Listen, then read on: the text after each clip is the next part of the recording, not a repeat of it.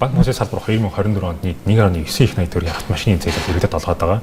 За харин банкнуудаас бол ердөө 100 тэрбум хүрэхгүй орчим зээл олгосон байна. За энэ хоёрын ялгаанд нь жоох хэлэх үү? Яг уу энэ өөрөө болгон хайрцаан дээр л бүх юм тогтож байгаа л да. За манай бас нэг сайхны хүртэл өөрөө болгон хайрцаа гэж нэг ярьдаг байсан. Сүүлийн жилүүдэд их ярьдаг болчлоо.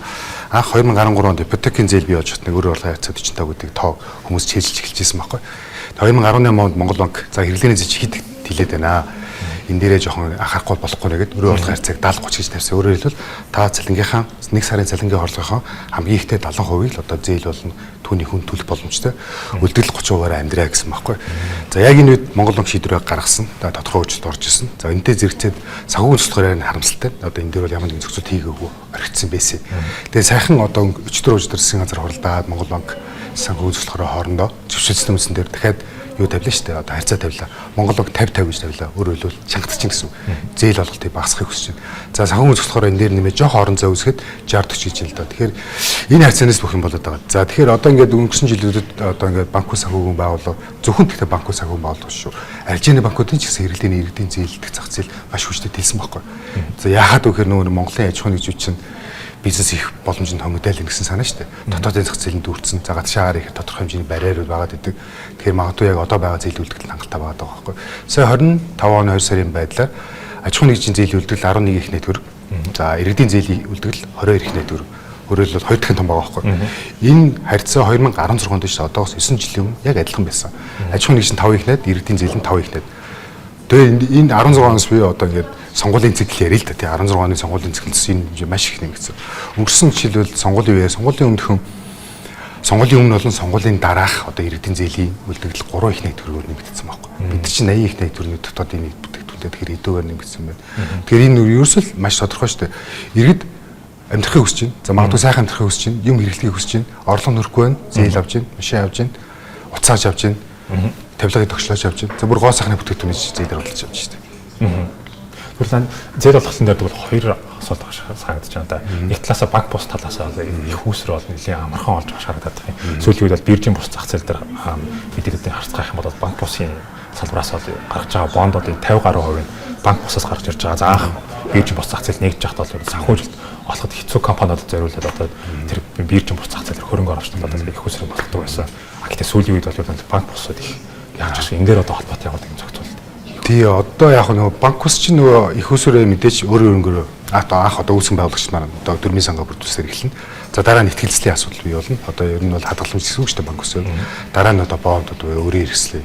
Тэгэхээр яг хууль дүрм журмаараа банк ус чи өөрөө ингэ 50% тэтгэн хэмжээний бонд за өөрөөр нь 80% тэтгэн хэмжээний ихтгэлц татдаг байхгүй. Тэгэхээр мэдээж зах зээл байгаа болохоор банк ус чи ашиг хийж чинь тэр чинь тоглоом тоглоод байгаа юм чинь тэр чинь ашиг хийж ашиг олмоор компанийн үндсэн зорилго хэрэгжүүлж байна. Тэгээ ихтгэлцэлд тулцсан байдаг тий яг OTC буюу одоо биржийн бус зах зээл бий болоод одоо их усүр татаж ирлээ. Тэгэхээр мэдээж энэ хамгийн эхлээд мэдээж бондоор оржсэн. За мэдээж бондын их усүр орж ирээд эргүүлээд зээл гараад тодорхой хэмжээний маржин буюу ашиг нь ороод ирэхээр өөр тэр хэмжээгээр нэмэгдээд ингээд snowball гэж ярьдаг тий ингээд энэ эффектээр яваа ингээд хамраад байгаа байхгүй. Тэгээ энийг би бол харахтаа бол угаасаа зах зээл байгалийн юм шиг бидний байгаль байдал нь шүү дээ тий. Тэгээ одоо ер нь бол чаашд бол анхаарах хэрэгтэй байна. Анхаарах хэрэгтэй гэдэг цааш шалтгаан одоо иргэдийн зээл хит хит хилээд ирвэл хүн өөрийнхөө сар болгоны цалин аваад зээлдээ төлөөд байвал энэ чинь том асуудал байхгүй. Тэгэхээр одоо сая нөгөө нэг Монгол банкнаас 70-30 байж байгаа 50-д боллоо гэдэг чинь харьцаа үзүүлэлтэй. Тэгэхээр энэ чинь 20% нэг гэп ч юм уу нэг зөрүү гараад шүү дээ. Энэ 20% одоо хаанаас болох гэж чухал байхгүй. Санаа нь одоо манай иргэд маань одоо нэг аппликейшн зээлтэй аппликейшн зээл гэж ярьдаг.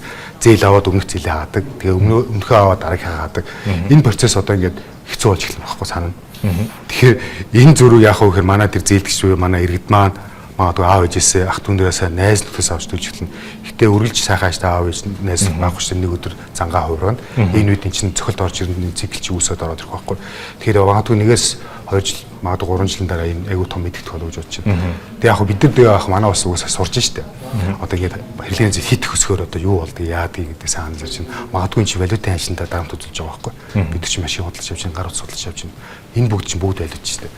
Одоо та бүхэн сайн анзаарсан бол одоо хаасаагүй за зээл аваа гадаад аялаа гэж штэ тий. Энд чинь цаана энэ яваад штэ тий. Зээл аваа гадаад аялж хүн юм үзэж харахыг хүсэж чинь. Тэгэхээр энэ болгон чинь цаана валютын ханш бүхэндээ уйлдаад явж байгаа л гэж байна. Одоо сөрөг нөлөө үзүүлж байгаа юм уу? Тийм. Үгүй эхнээсний юм бас харахад хоёр дахь point бол боломжтой одоо зах зээл бол хэрэглээ бол яг хэвийн төвшөнд одоо хүмүүсд нэгснээр амьдрахыг хүсэж байна. Тэгээд чааш тэр хэрэглээгээ ашиглаад ингээд яах чинь. Гэхдээ банкнуудын одоо энэ банкнууд болон банк бус санхүүгийн байгууллагуудын зээ өр орлогын харьцааг буурууллаа гэдэг хүмүүсийн тэр нь бол яг багасах шинжгүй. Гэхдээ тэглээгээр одоо яг хаашаа чиглэх болоо. Тийм багасгүй л дээ чинь амьдрал үргэлжлэж байгаа юм чи хүн болго хэрэглэх ёстой мэрэл авах ёстой аваа явна шүү дээ. Нэг хичнээн зохицуулаад нэмэр байхгүй.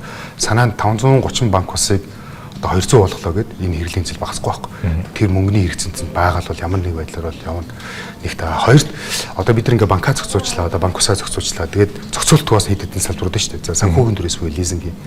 За дараагийнх нь нөгөө нэг өнөөдөр төлөө 4 хувааж төлгөө пэн ав. Одоо аваа дараа төлөх гэсэн баг шүү дээ. Одоо яг энэ кейс дээр бол ХХК ажиллаж байгаа байхгүй. Ямар ч зохицуулт байхгүй.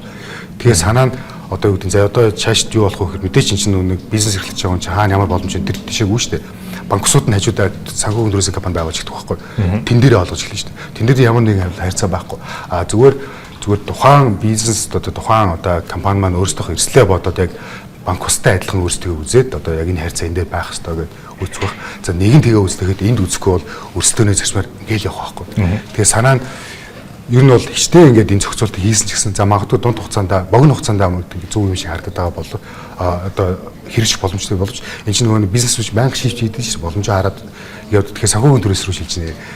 За тэр түрүүний хэлсэн нөгөө одоо аваа дараа төлөлт рүү шилжинэ. Тэгэхээр одоо энэ нийтгийг дараа дахиад зохицуулах гэсэн байхгүй.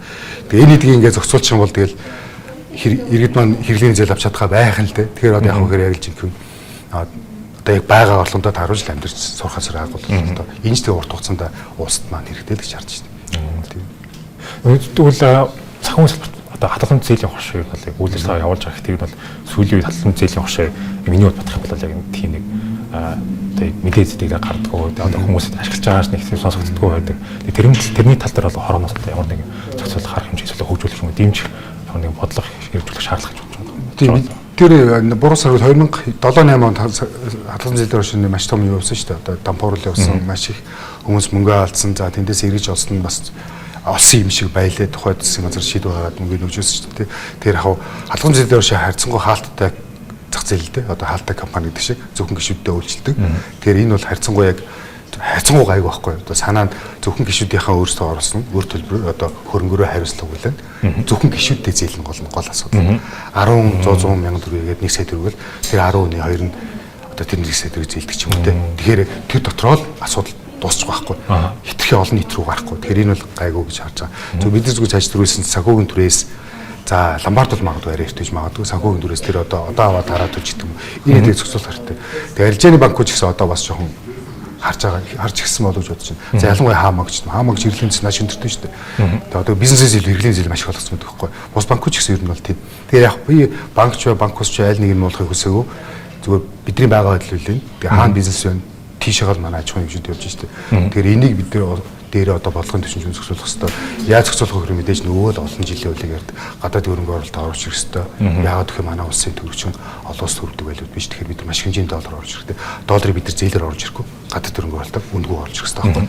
Тэгээ одоо тэгэл юу болж байгааг бид харж байгаа гадаад хөрөнгө оруулалтыг оруулж ирэхээр юу болж ямар асуудалтай тулгарч байна. Асуудал гарахад эзээ яаж шийдвэрлэх чинь. Тэгээ энэ нэрчээр байгаад бол асуудал бол үүсэх болов уу гэж харагдаж шүү дээ. Би өнөөдөр бидэнтэй хамт ирж ярилцсан их баярлалаа. За баярлалаа.